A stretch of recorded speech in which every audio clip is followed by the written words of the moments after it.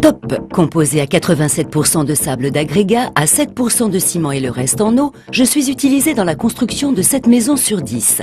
Je suis... Le bloc béton, bien sûr, la star des chantiers depuis plus de 70 ans.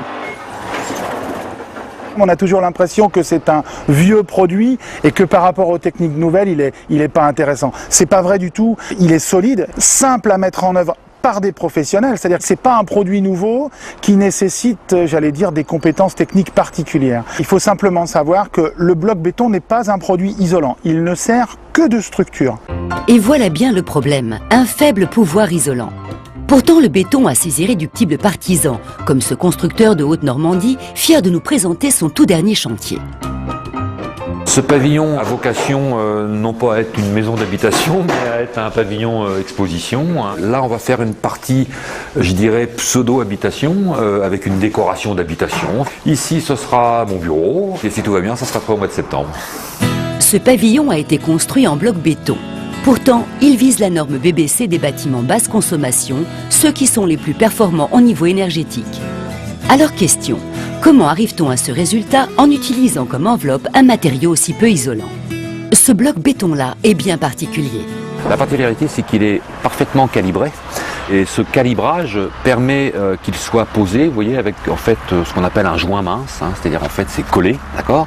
Et ça nous permet, si vous voulez, de minimiser les ponts thermiques. Hein. Ce bloc béton est plus de 2 fois plus isolant qu'un parpaing traditionnel. Plus isolant et aussi plus pratique à mettre en œuvre, avec cette pose à joint mince développée récemment. Mais l'intérêt du bloc béton, c'est aussi son faible coût. Grâce aux économies réalisées, de l'argent est disponible pour investir dans une bonne isolation. Ici, du sol au plafond, tout est isolé. Panneaux de laine de verre de 120 mm en bas et de 260 mm à l'étage. Le fait d'utiliser de la laine de verre de haute performance, plus d'en augmenter l'épaisseur, ça nous permet en fait d'optimiser l'isolation sous les rampants. Savoir que dans une construction, les déperditions les plus importantes se font évidemment sur les parties hautes et que c'est un point important au niveau de l'isolation. Autre point capital, la chasse aux ponts thermiques, ces zones de contact entre deux matériaux qui créent une déperdition de chaleur. On a toujours un phénomène sur les murs périphériques porteurs de murs froids. Hein. La maçonnerie, c'est conducteur au niveau thermique.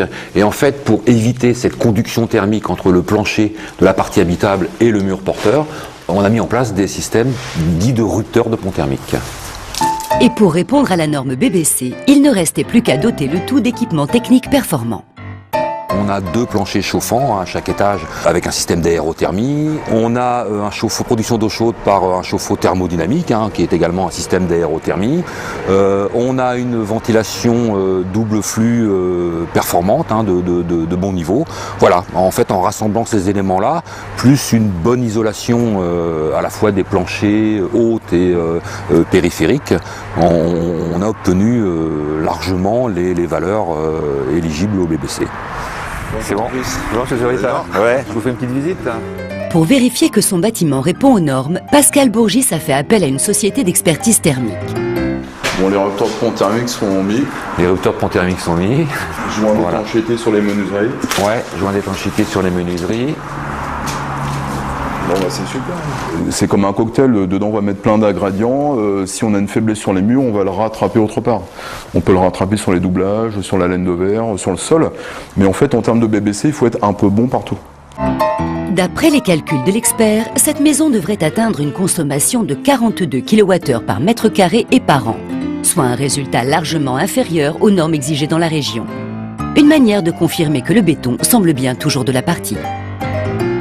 Ce que l'on pensait au départ, c'est-à-dire que le bloc béton ne passerait pas le cap du bâtiment basse consommation, est tout à fait faux. Et en fait aujourd'hui, très simplement et sans de gros surcoûts, on peut faire une maison BBC en bloc béton sans problème. Puis finalité, nous on fait le test d'étanchéité à l'air. Alors voilà, c'est un moment de vérité. Ouais, c'est un moment de vérité parce qu'on va voir si la maison elle file ou pas. Voilà, tout à fait. Mais j'ai confiance. En France, 2000 maisons individuelles en bloc béton ont ainsi déjà obtenu le label BBC.